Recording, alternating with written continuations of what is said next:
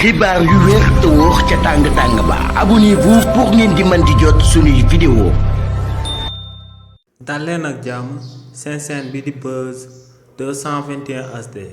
kii di Norgui Diouf di directrice générale bu télédiffusion du Sénégal TDS ginnaaw ba ñenn ñu bokk ci personnel bi fësalee xibaar daal di wax que ne depuis bañ ko dénkee structure boobee ci atum 2024 ba tey yorin gu bon la ko daal di yoree. Norgui Diouf fësal na aku communiqué daal di leen di tontu si li ni mel buñ sukkandikoo ci kii di Norgui Diouf ne depuis bañ ko dénkee direction biñ dippee TDS ne dafa daal di tënku ci agenda bi nga xam ne moom la autorité yu bees yi daal di digal bépp structure étatique bu daal di nekk ci réewu Sénégal te moom mooy ñu daal di topp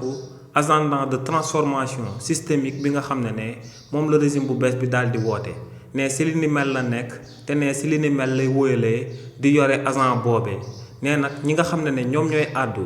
di ko jéem a tiiñal du ñenn ñu dut benn partie personnel boo xam ne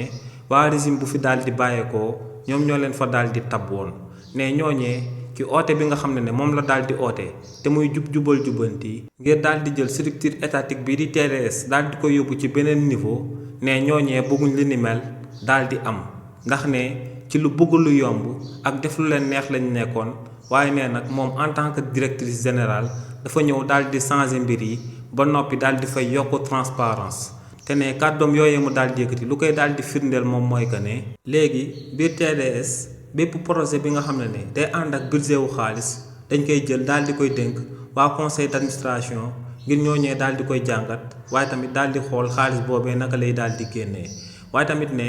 bépp xaalis buy daal di génn foofee ca TDS léegi balaa muy daal di génn da nga koy daal di boole ak ay pièces justificatives yuy wone xaalis boobee luy sabab dëggantaan bu war a daal di sabab mu daal di bàyyeekoo ci structure étatique bii di TDS. nee nag lu leer ba am moom mooy que ne benn partie ci personnel boobee di ko daal di tiiñal ne dina daal di jël aku plainte daal di koy teg seen ndodd ndax ne kàddu yi nga xam ne moom lañ daal di fësal jëmale ko ci jëmmam dara xaajul ba ciy dëppoog lu am